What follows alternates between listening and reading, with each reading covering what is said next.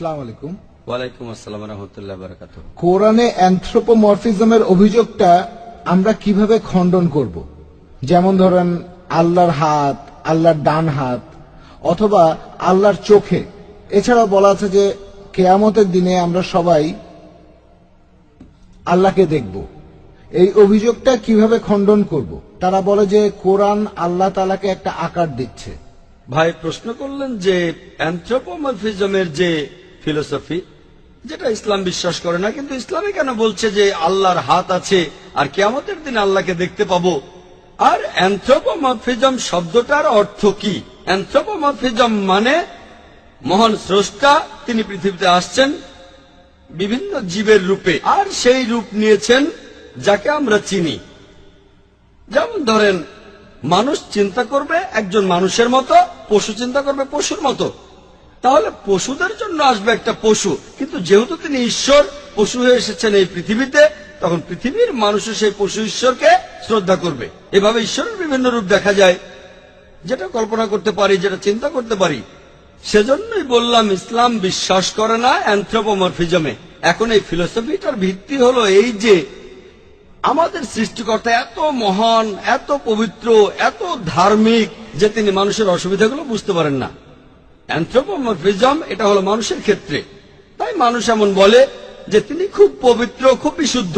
তিনি জানেন না যে মানুষের কেমন লাগে যখন ব্যথা পায়, যখন সমস্যায় পড়ে, যখন সে বিপদে পড়ে।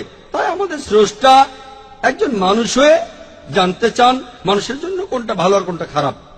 শুনে মনে হতে পারে খুব সুন্দর যুক্তি, সৃষ্টিকর্তা কত পবিত্র, কত বিশুদ্ধ, কত ধার্মিক। তিনি তো মানুষের সীমাবদ্ধতা জানেন না, তাই তিনি মানুষের জন্ম নিয়ে সেটা বোঝার চেষ্টা করেন, তারপর বলেন মানুষের জন্য কোনটা ভালো আর কোনটা খারাপ। ধরেন আমি বানালাম একটা ভিসিআর, ভিডিও ক্যাসেট রেকর্ডার। এখন ভিসিআর এর জন্য কোনটা ভালো আর কোনটা খারাপ সেটা জানার জন্য আমাকে কি ভিসিআর হতে হবে? না। এখন যেহেতু আমি প্রস্তুতকারী, আমিই বানিয়েছি এটা, এর জন্য কোনটা ভালো আর কোনটা খারাপ সেটা জানতে আমাকে ভিসিআর হতে হবে না। আমি যেটা করব, তৈরি করব একটা ইনস্ট্রাকশন ম্যানুয়াল। ইনস্ট্রাকশন ম্যানুয়াল মানুষ জাতির জন্য, সেটা এই পবিত্র কোরআন। এখন ভিসিআর এর জন্য একটা ইনস্ট্রাকশন ম্যানুয়াল লিখব যে যদি ভিডিও ক্যাসেট চালাতে চান, ক্যাসেটটা ভেতরে ঢোকান, তারপর প্লে বাটনে চাপ দেন। যদি বন্ধ করতে চান, স্টপ বাটনে চাপ দেন। ফাস্ট ফরওয়ার্ড করতে চান, এফএফ বাটনে চাপ দেন। উপর থেকে ফেলবেন না, তাহলে নষ্ট হয়ে যাবে। পানিতে ডুবাবেন না, নষ্ট হয়ে যাবে। আমি একটা ইনস্ট্রাকশন ম্যানুয়াল লিখব। একইভাবে মানুষ জাতির জন্য আল্লাহ সুবহানাহু ওয়া তাআলা হলেন স্রষ্টা, আর মানুষের জন্য সেরা ইনস্ট্রাকশন ম্যানুয়াল, যেটা আগেও বলেছি, হলো এই পবিত্র কোরআন। মানুষের প্রতি নির্দেশগুলো এই বইতে আছে। এখন কারো কারো মনে হতে পারে, আর আপনিও ঠিক বলেছেন, যে কিছু লোক ভুল বুঝে কথা বলতে পারে যে আল্লাহ তাআলার হাত আছে, আল্লাহর আকৃতি আছে। এ কথাটা কোরআনের বিরুদ্ধে যায় কিনা? এই উত্তরটা আছে সূরা সূরাতে। এখানে 11 নম্বর আয়াতে উল্লেখ করা হয়েছে যে লাইসা কামিসলি শাই, কোনো কিছু তার সাদৃশ্য নয়। আল্লাহর মতো আর কিছুই নেই। তিনি শোনেন আর দেখেন, কিন্তু সেটা আমাদের মতো দেখাশোনা নয়। আল্লাহ পবিত্র কোরআনে বলেছেন ওয়ালাম ইয়াকুল্লাহু কুফুয়ান আহাদ, সূরা ইখলাসের 4 নম্বর আয়াতে উল্লেখ করা হয়েছে তার সমতুল্য কেউ নেই। সূরা সূরার 11 নম্বর আয়াতেও একই রকম কথা আছে, কোনো কিছুই আল্লাহ সুবহানাহু ওয়া তাআলার সাদৃশ্য নয়। আল্লাহ যখন হাতের কথা বলছেন, তিনি এখানে মানুষের হাতের কথা বলছেন না। যেমন আঙ্গুল আছে, আল্লাহর হাত, ব্যাস। কিভাবে? আল্লাহ মালুম। আল্লাহ তাআলা এভাবে তার কিছু বৈশিষ্ট্যের কথা বলেছেন, কোরআনে আছে আর সহিহ হাদিসে আছে, আমরাও মানি। এটা বাদে আল্লাহ মালুম। তার হাত আছে, আছে। কিভাবে? আল্লাহ মালুম। তিনি শোনেন, হ্যাঁ শোনেন। কিভাবে? আল্লাহ মালুম। তিনি কি আমাদের মতো সাউন্ড ওয়েভ থেকে কথা শোনেন? সেটা আলাদা, কেমন আমরা জানি না। আমাদের সাউন্ড ওয়েভ লাগে, কানের প্রয়োজন হয়, অঙ্গ প্রত্যঙ্গ সবকিছু। আল্লাহ সুবহানাহু ওয়া তাআলা শোনেন, তবে আমাদের মতো করে না।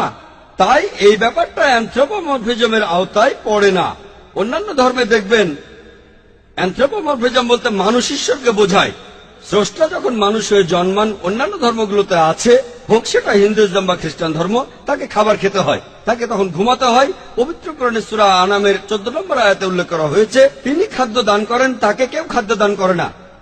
অন্যান্য ধর্মের যে ঈশ্বরগুলো আছে দেখবেন তারা ঘুমায়। পবিত্র কোরআনে সূরা বাকারার 255 নম্বর আয়াতে বলা হয়েছে আয়াতুল কুরসি, আল্লাহু লা ইলাহা ইল্লা হুয়াল হাইয়ুল কাইয়ুম লা তাখুযুহু সিনাতুন ওয়া লা নাওম লাহু মা ফিস সামাওয়াতি ওয়া মা ফিল আরদ, যে তিনি চিরস্থায়ী, তিনি অবিনশ্বর, তার বিশ্রামের প্রয়োজন হয় না, তিনি কখনো ঘুমান না। তন্দ্রা তাকে স্পর্শ করে না। তাহলে দেখতেই পাচ্ছেন এই স্রষ্টাতে অনেক পার্থক্য, নাম এক হলেও পার্থক্য অনেক। তাই যেহেতু আল্লাহ বলেছেন তার হাত আছে, অবশ্যই কিভাবে আল্লাহ মালুম। অ্যানথ্রোপোমরফিজম বলছে না যে আল্লাহকে দেখা যাবে না। আমি যেটা বলতে পারি যে এখানে এই মানুষের রূপে আমরা আল্লাহকে দেখতে পাবো না, তবে পরকাল বা আখিরাতে পরবর্তী জীবনে অবশ্যই আল্লাহকে দেখতে পাবো। সেজন্য একটা হাদিসে বলা হয়েছে যে রোজ কিয়ামতের দিনে বিচারের পরে যদি যায় ইনশাআল্লাহ দোয়া করে আপনি যেন বেহেশতে যান। আপনি জান্নাতে গেলে আল্লাহ তাআলা আপনাকে অন্যভাবে বিচার করতে চাইবেন। তিনি আমাদের মতো হবেন না। আমাদের যেমন আছে ঠোঁট, নাক, চোখ, একইভাবে বললাম হাতের কথা। হ্যাঁ, আল্লাহর হাত আছে কিভাবে আল্লাহ মালুম। তাই ইসলামের স্রষ্টার ধারণাটা অন্যান্য ধর্মের স্রষ্টার মতো নয়, এর মধ্যে অনেক পার্থক্য আছে। আল্লাহ আমাদের স্রষ্টা, তিনি সম্পূর্ণভাবে আলাদা বৈশিষ্ট্যের। আশা করি উত্তরটা পেয়েছেন।